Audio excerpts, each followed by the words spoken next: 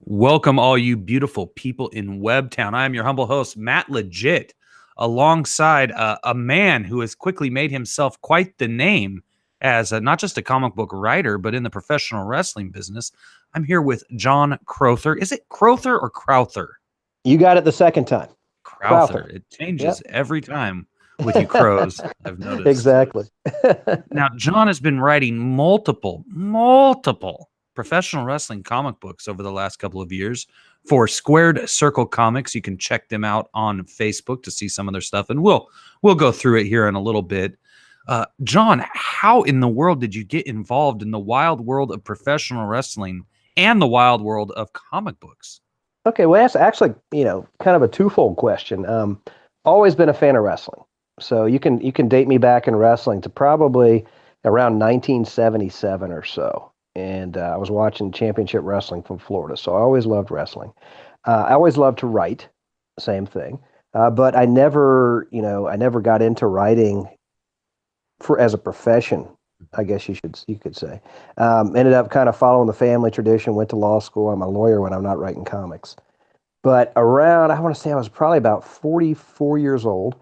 I just decided, if at some point in your life, you got to try something that you love and give it a shot. Because if you don't, you're going to live your whole life wondering, what could have been. So I picked up a pen and paper and I wrote to a comic book artist named Del Barris, who I had always admired as a kid, and told him I had an idea about a comic book and just kind of dropped it to wait to see what happened. About 3 weeks later, I got a letter back in the mail from him that said he would come out of retirement and do my comic. Oh, wow. So, yeah, it was really, and this is a guy, I mean, he broke into the business in the 70s as an artist on Savage Sword of Conan. And then he did the Teen Beetle, or I'm sorry, Blue Beetle. God, he did Spider-Man. He had an animation. He did the Spider-Man TV series for Stan Lee. He did Transformers TV series. He did Shark Tales, the movie. So, I mean, he was a really well-known name, but he'd kind of gotten out of comics. He was just doing animation. So I started, my first comic was a comic called Rochelle. It was about a teenage girl with cockroach DNA.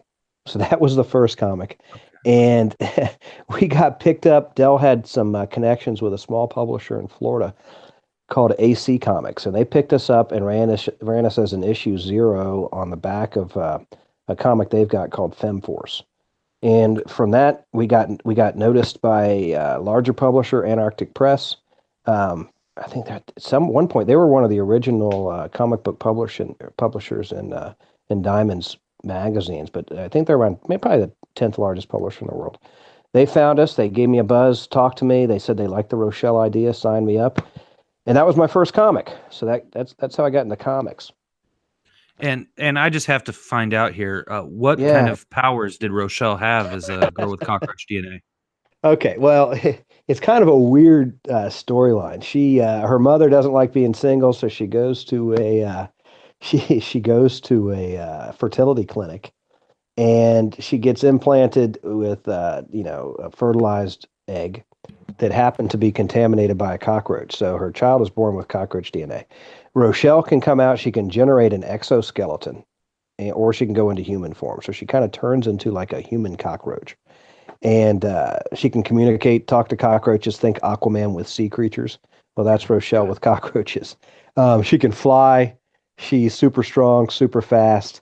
And then I have a teenage daughter, so I kind of created her with my daughter in mind. Not that my daughter's a cockroach, but with the idea of some of the things that teenagers go through in their life, and so I was able to kind of bounce ideas off my daughter at the same time. So that was Rochelle. I would think that cockroaches and teenagers actually have a lot in common. They both try to scamper away from the morning light. Yeah, they're both a little messy. I Mhm. believe They they're prefer the roasted down. dark. Exactly. That's why I used to say the only thing that can defeat Rochelle is your boot, or a flashlight possibly sends her scampering. But so that was fun. See, it was fun because it was something I could do with my daughter. We'd do conventions and such, and she'd come out with me and she'd cosplay as Rochelle. So it was something, a lot of fun that the family could get involved in. And But it is that also, the image behind you in this avatar? oh yeah, that would be her. That is Rochelle. Yes. Yep. Yeah. And that's actually from the cover of the first ever issue, which we got some great reviews. I mean, we were picked up by a bunch of sites. Sciencefiction.com, I believe, was one. Comicsheatingup.net. Trending Comics. They all picked us as a top new indie superhero comic, both in when we first debuted in 2015, and then we did a second volume this year. Picked up a couple of awards from a convention, comic book convention, Spacey Awards, naming us the top new independent comic book series, and I picked up a nice trophy for top new independent comic writer. So that was, some pretty nice things came out of the Rochelle series. And what year was all this in, John? Well, the first we did it in two volumes. We did a 3-issue volume in 2015, and then it was released through Antarctic in 2016. Okay. And then we did a second volume this year, this in 2018, beginning of this year. So And then that that led kind you of into got the ball wrestling rolling. comics.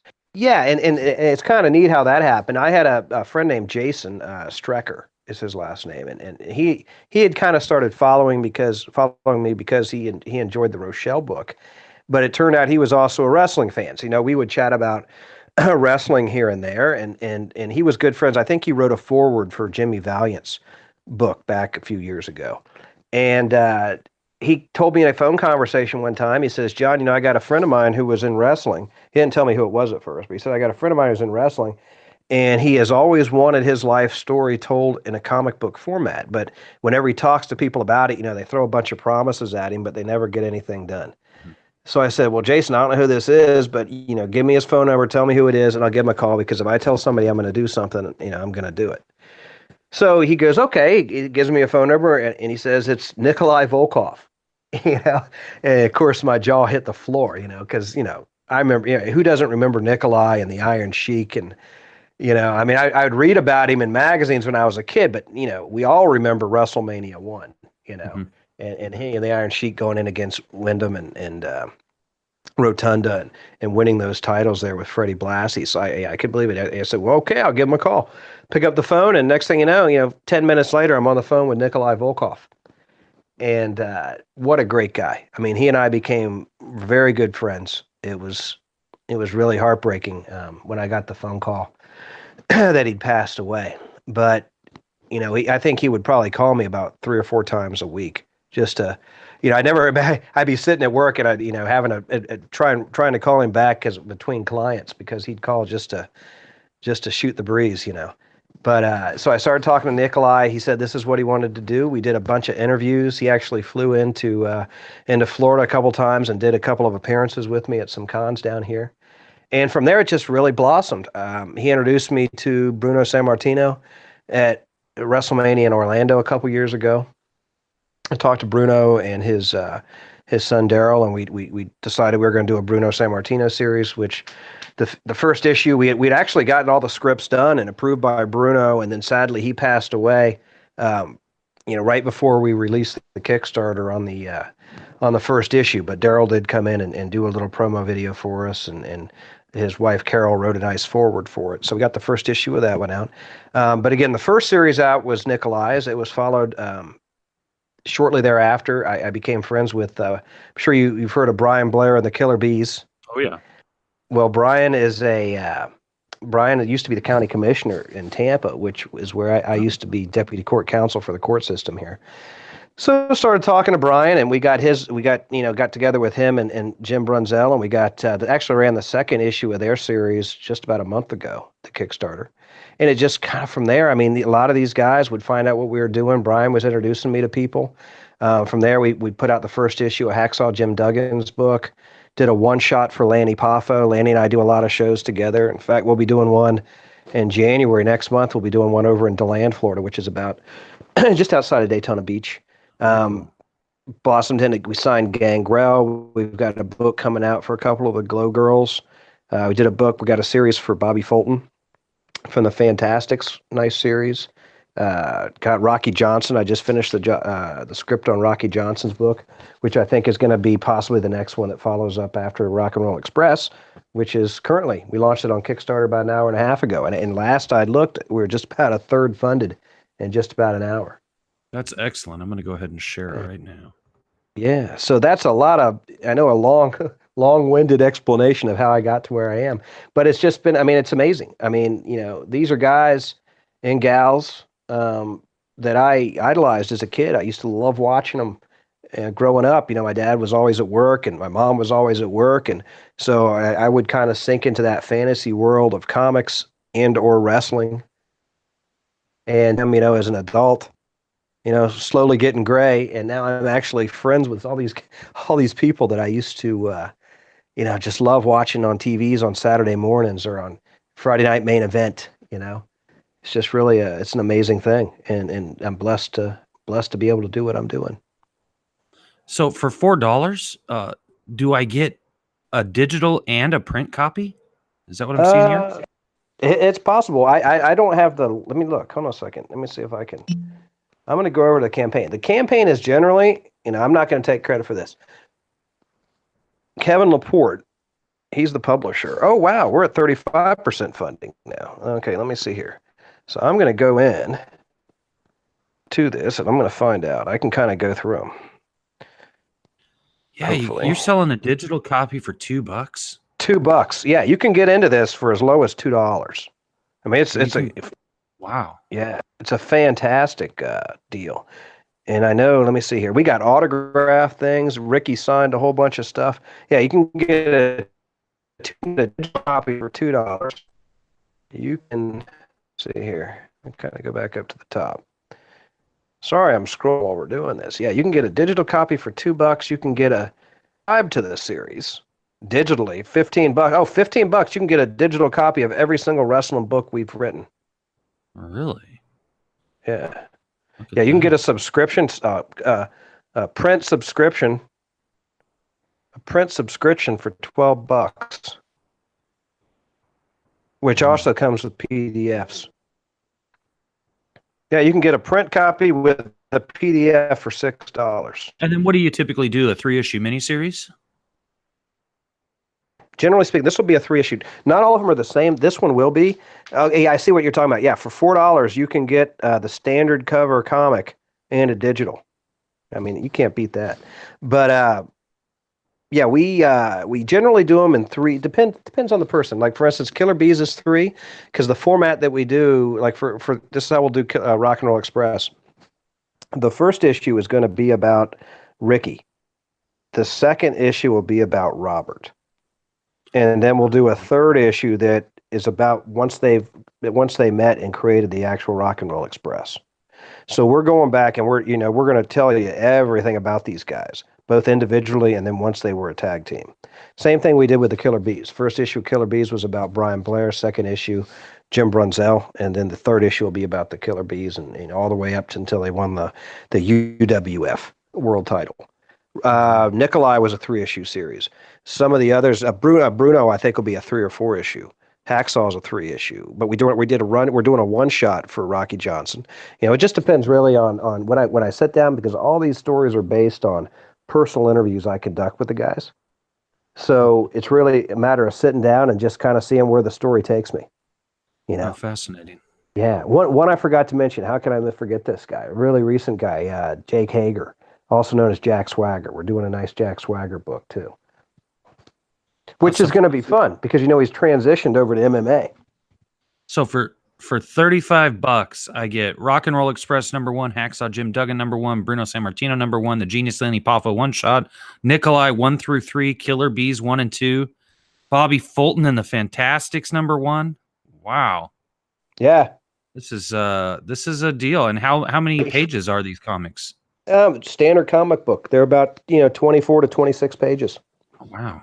Great. Yeah. And then if we hit certain levels, I don't think Kevin's put up what our stretch goals are. But if we hit, once we hit our goal, which I think is set at $3,500, once we hit our goal, we'll start setting up certain stretch goals where anybody who buys print copies will end up getting a bunch of additional stuff tossed in. We usually throw in like magnets or artwork and different things like that. Some neat things. People are into autographs. You can get autographed copies by the Rock and Roll Express. They'll both sign them. You can have yourself drawn into a comic, which is pretty neat. Oh, here it is right here, $100. There you go. Yeah. Drawn into issue 2. There you go. People who like to advertise their business, you can get full-page ads inside the comics, which is a pretty good deal. I know a lot of comic stores have done that because these books, like I said, they got a circulation of about 3,000. pretty good circulation, for people That's who are great. into. Yeah, and anybody who likes wrestling is going to be looking at it. So And is that all just independent? You're not going through a separate publisher? This is all just from Squared Circle Comics? right now, yeah, but once we know all of our series now, or once we get the series done, they're being picked up and taken to bookstores afterwards. Hmm. So it's growing. Yeah, right now that circulation is just through us. We do a lot of digital online sales. There's cons that buy tons of our books because we go and do conventions and bring a lot of the wrestlers along with us. Uh, we got subscription services that buy, usually, close to 1,000 at least copies that then they put in their subscription boxes. So we got some great circulation for an indie comic before even going into the bookstores. Oh, and I love that through inversepress.com, you Hmm. offer free shipping within the US on any purchase of $10 or more. That's really cool. Yeah, All these comics look great. The Bruno one is drawn remarkable. yeah. That's a nice cover. Yeah, thanks. And I'm glad you mentioned that. I told you a little bit before off air. He was an amazing artist. I think he deserves a shout out. Nathan Smith did that cover, and he did some of the other covers for us, and he sadly passed away about a week ago. So, you Oh, know, yeah. That's very you sad. know, yeah, my regards to him and his family, and I Very thank him talented. for very talented artist. And who does your colors? Is that Vito Potenza? Vito does some of the colors. Our colors are usually bounced between a couple of guys. Vito Potenza is one of them. Another one is Andrew Pate.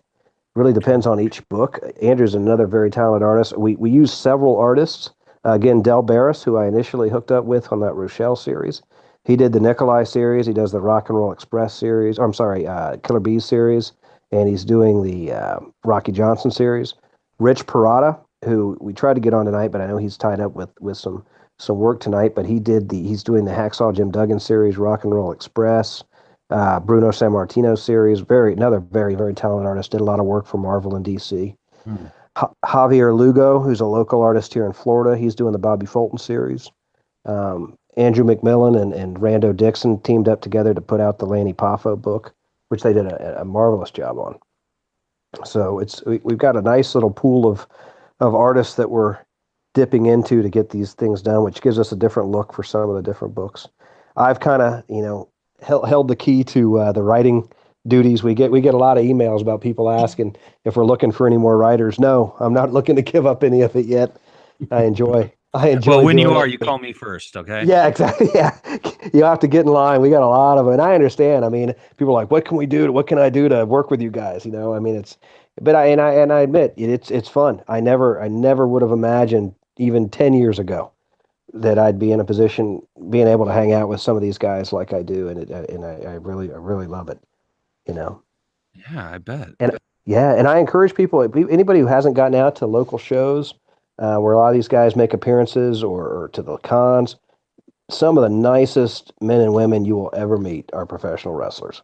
Some of the most sincere, honest, down to earth, funny, just really good people. Very funny. Great Yeah. stories. Oh my God. Get Yeah. any good I mean, road stories in these, or yeah. I was gonna are say. these comics for all ages? These comics are for all ages. Have you ever Yeah. thought about doing an R-rated edition? There's plenty of stories Uh, out there. yeah. There's a lot of them. I mean, it's kind of tough because a lot of. I remember I even dropped I think a couple of f bombs in the Hacksaw book, and there was a con that wanted to fly us all out, and we had to go back and edit it because they said they bought. This was kind of neat. They bought a bunch of the books. They got tons of books for their school book fair and sold Mhm. out of them. But we had to, in order for them to buy the books, we had to edit the language. So, so I Yeah. figured out from then on out, I might as well stay. It's probably better to stay PG on the language throughout. Yeah, And then that's true. That's true. just so anybody can enjoy them because that's part of it. I mean, when I'm telling these stories, they aren't fictional.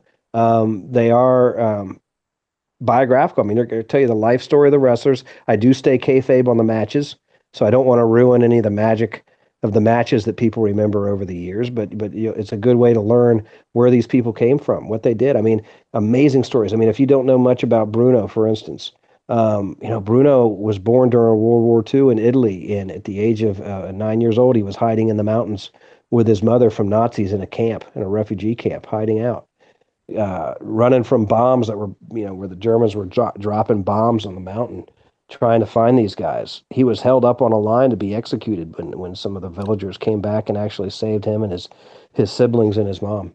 Really? I didn't know that. Yeah, Wow. he to think of where he ended up, 11 years as a champion. When he first at the end of the war, he couldn't even get into the United States as an immigrant because he couldn't pass the physical. You know, Wow. and then later on, as a resident of Pittsburgh, he sets the world record in the bench press. I mean, what a turnaround. You know, you got Nikolai Volkov. You know, was he Russian? No, he was Croatian, but he escaped communism at the age of 17. He defected from Croatia to Canada, and he was the Croatian heavyweight weightlifting champion at the age of 17 when he moved in with the Hearts in Calgary to start training. So Now let me ask you this: in your yeah. books, you cover their entire life, or does it go basically up until the point where they become a star, where we would all know them? Uh, a little bit of both. I mean, it's Okay. definitely everyone starts at their youth, Mhm. and except everyone does. Yeah, everyone starts their youth. With Nikolai, we actually ended when at his Hall of Fame induction. Um, Lanny's, we ended with him inducting Randy. For those who don't know, you know, Randy Savage was Lanny Poffo's brother. It was Lanny inducting his brother into the Hall of Fame is where we concluded that one. So yeah, I mean, we pretty much take you up from almost from birth until retirement. Hitting highlights. Obviously, it's not every single match, but hitting highlights throughout. And the highlights are picked as they told me what the highlights were to them of their life and their career. Yeah, of course, of course. You know. Oh, So really some fascinating, really neat stories that we get to tell in there, and I think the artists really do a tremendous job of really accurately depicting how they looked throughout their career and some of the other wrestlers we've had fun kind of some of the other wrestlers I've got as friends kind of for instance if for those of you who don't know he's got a lot of followers on Facebook. There's a wrestler from WCW NWE named Bob Cook, fantastic yeah. guy, lives here in Tampa, and he was a super talent that was there to help make a lot of other wrestlers look good, I think is a good way of putting it. And he had one of the best punches in the business. He was also in a pretty good tag team here in Florida known as the Mighty Yankees back in the day. But we got to sneak Bob into a couple of pages Oh, cool. in the Rock and Roll Express press book where he used to team once in a while with Terry Funk, and we got to pair the two of them together in a match against the Rock and Roll Express. So it was kind of fun. We get to toss people in there every once in a while, and give them some due That's credit for fantastic. some of the stuff they did over the years. Oh yeah, it's Hall of Fame induction. Yeah, yeah. And I don't think I mentioned that, but for those who are listening, another big guy that we just signed, and I'd have to be honest. I mean, probably my favorite wrestler of all time, Terry Funk. We just signed uh, this past week, which Harry Funk is gonna have a comic book, and it's gonna be written by an egg sucking dog named John Crowther. exactly, and because I know you remember his Dusty eats eggs, the Dusty sucks eggs shirt. Oh yes, Did for you? sure. Okay, did you see the post I did on Facebook where I announced that we'd signed Terry? Did you see that post? I don't know if I did. Should I tell you this, or should I let you scroll it and see the surprise in that post? Is it on the Squared Circle Comics Facebook? No, it is on my private page, my personal page. Your personal page. Well, let's show everybody what your personal page looks like. I think that's a good Yeah, idea. and people are more than welcome. As long as you're not creepy, go ahead and send me a friend request. If you are creepy, If you are send it creepy, anyways. As long send as it you got anyway. $4 for that comic. Exactly. Yeah. Yeah. Buy the comic, you can send it anyway. Let me see here. We're gonna click a button somewhere. Here we go. Dead air, dead air. Okay. Here we go. John Crowther.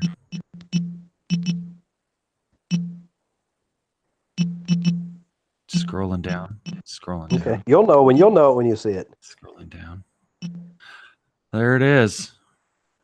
I'm thrilled to announce that we have reached an agreement with WWE, WCW, and NWWA Hall of Famer and King of Hardcore Wrestling, Terry Funk, to write Yes. his Now, authorized biographical comic book miniseries. This one is going to be awesome, I bet. Yeah. Now scroll down the comments and you'll know which one I'm talking about. Oh, we're gonna have to find the comment. There's 32. Your phone is just blowing up here. You've become very popular ever since coming on Testosterone Yeah. Overload. Yeah, I've noticed that. That's what I'm happens when looking you.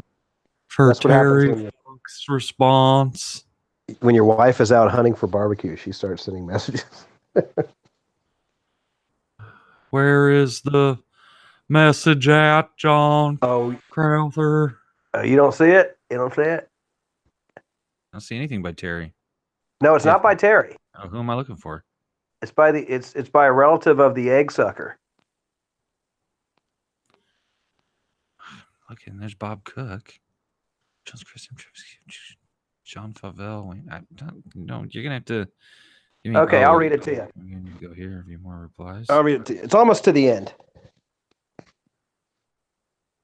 Oh, keep going. I see. We got to keep going. Holy crap.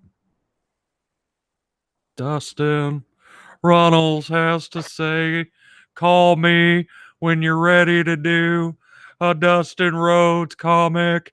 Dustin, stop trying to get heat off the funker like There you your go. old man did. Well,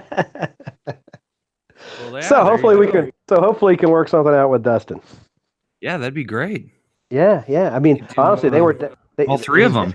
Yeah, they were definitely on my radar. You know, Dusty Rhodes. I mean, growing up in Florida with championship wrestling from Florida, That's it, I was Daddy. I was a huge fan of Dusty. And honestly, I remember watching on television Dustin's first TV appearance because I remember those guys were running around, Blackjack Mulligan and Dusty Rhodes, and all of a sudden Dustin or I guess Barry was out then too, but then all of a sudden Dustin and Kendall Windham showed up.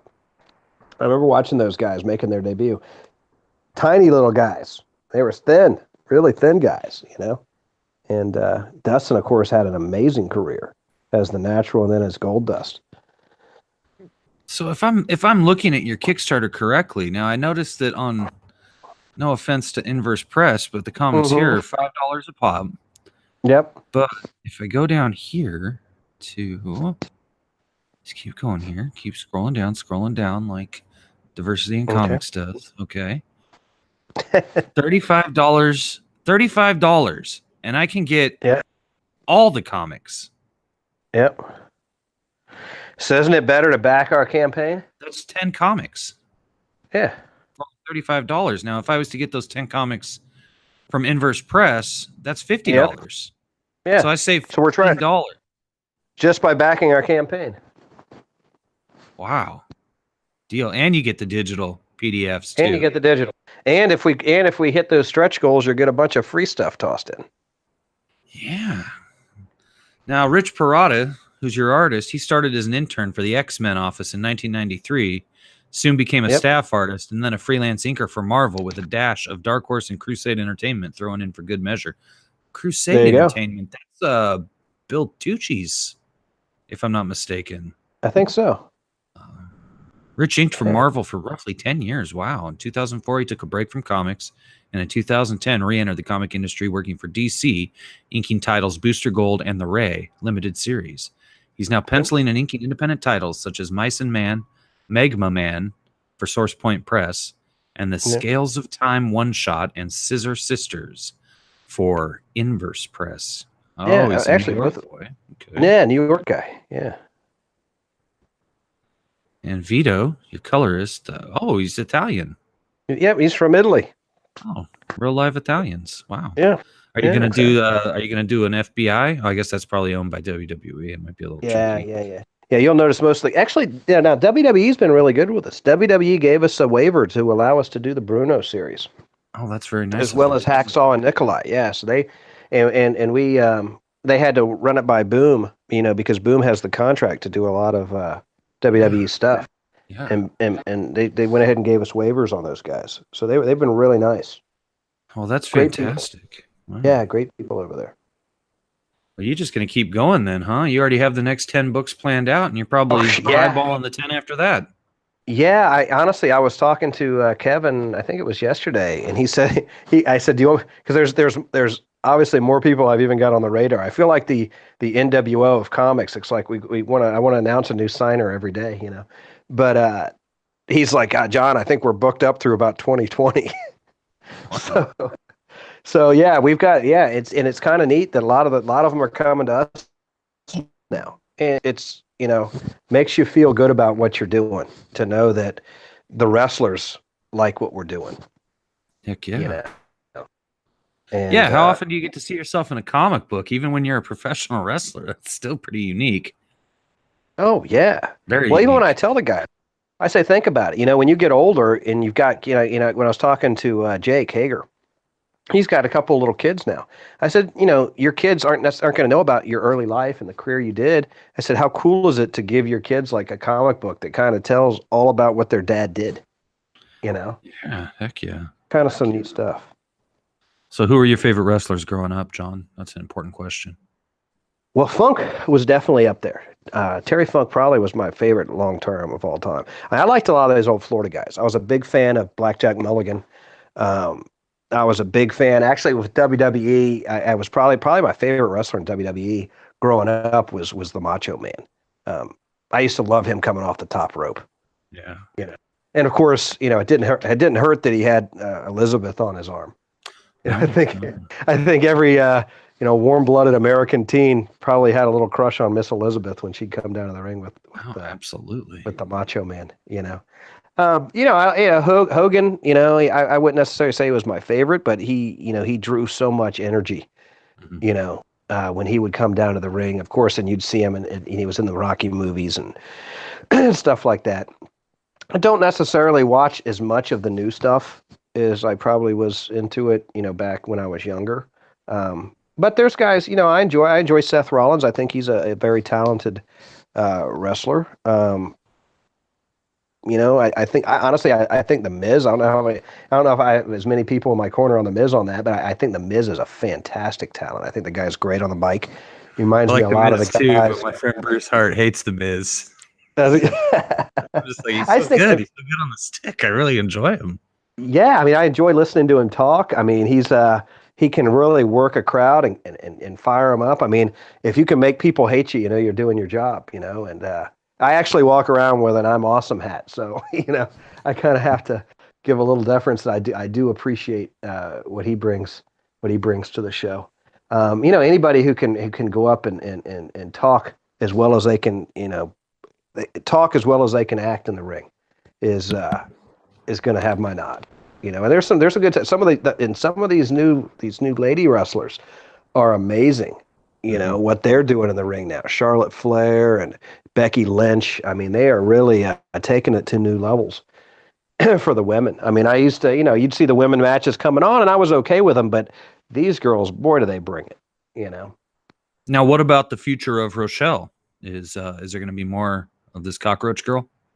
There will be. I haven't decided when I'll release the next volume. I've been so tied up with all the wrestling books that I haven't been able to, get the next script off to the artist, and this has kind of been my focus because I'm overloaded with scripts, and I'm enjoying doing it. But I think, yeah, Rochelle will make a return again at some point. One of the ideas I've been tossing around with Dell, the artist on that is, I mentioned before that Dell had gotten into animation for quite a few years before he got back into comics, and Dell kind of approached me recently, and we've been discussing the possibility of actually putting together a pitch for Rochelle, possibly Netflix or Amazon or something like that as an animated series down the road, because he'd like to get back into animation. And we've had a lot of people look at it and say it really kind of fit what they'd be looking for an animation point of view. So, that's a possibility. If we don't necessarily do, a ton more comics with it, at least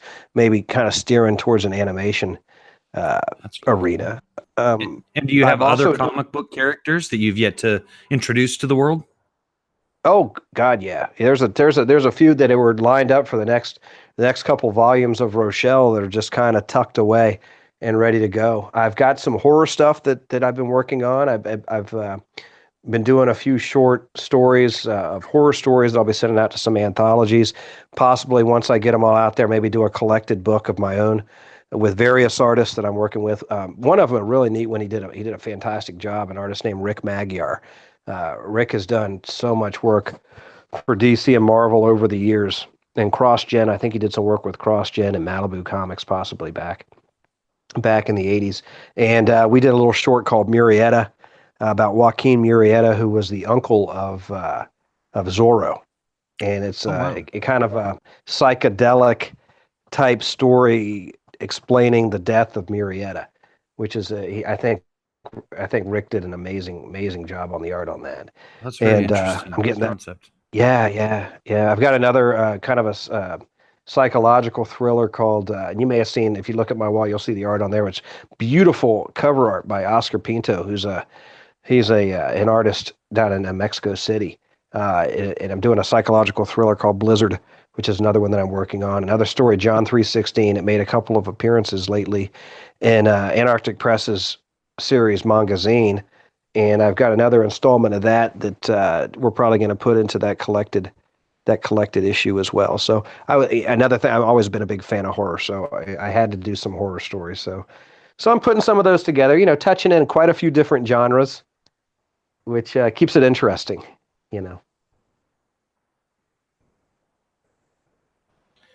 Let me present this to everyone real quick. Yeah. Okay, so there's your girl right there. That's Rochelle. And let's find on your wall the other picture you were telling me about.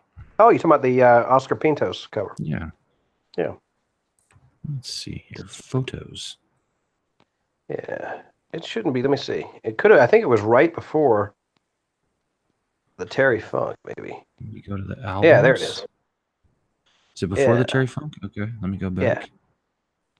Yeah, I posted it right before I did the Funk announcement. Really neat, really beautiful job on that cover.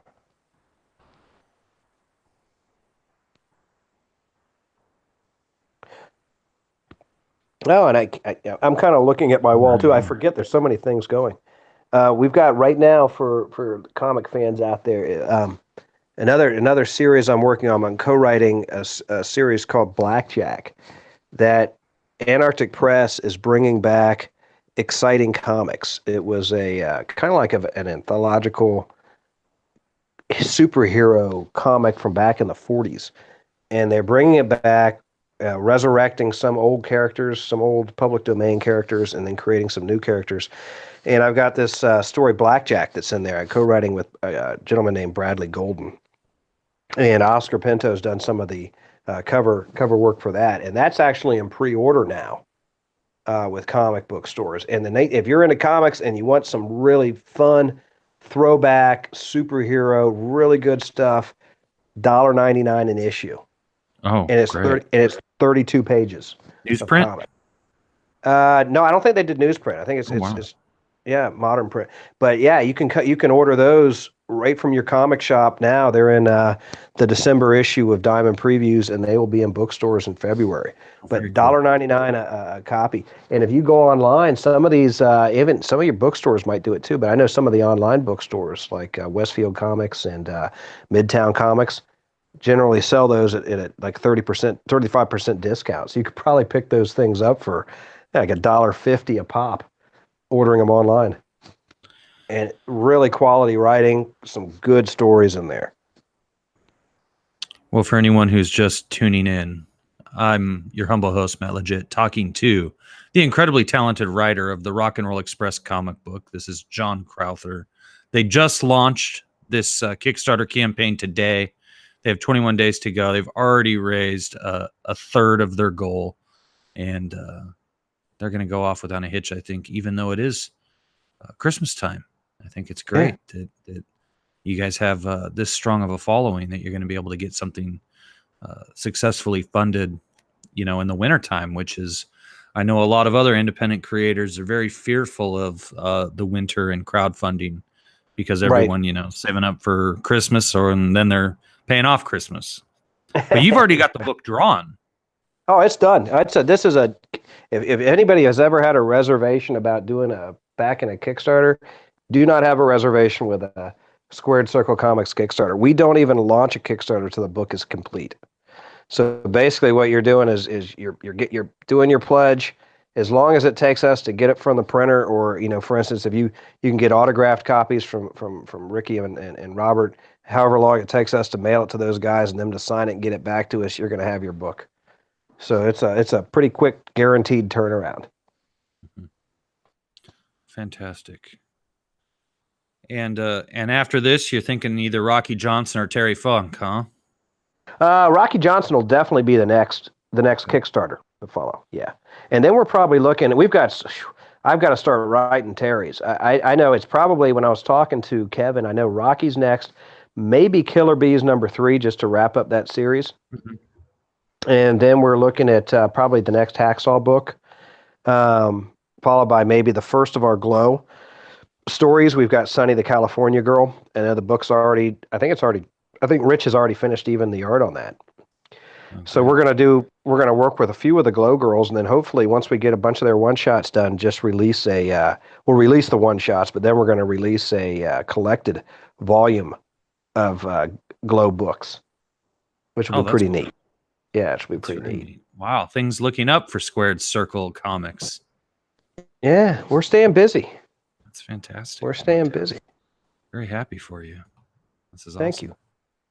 Well, John, I think that about wraps it up. Hopefully we'll get a few people to go on there and buy a comic from you. It's super cheap, $2 for a digital copy, $4 for print, and that is as cheap as an Indiegogo or a Kickstarter campaign could possibly get for an actual printed version you get in your hot little hands.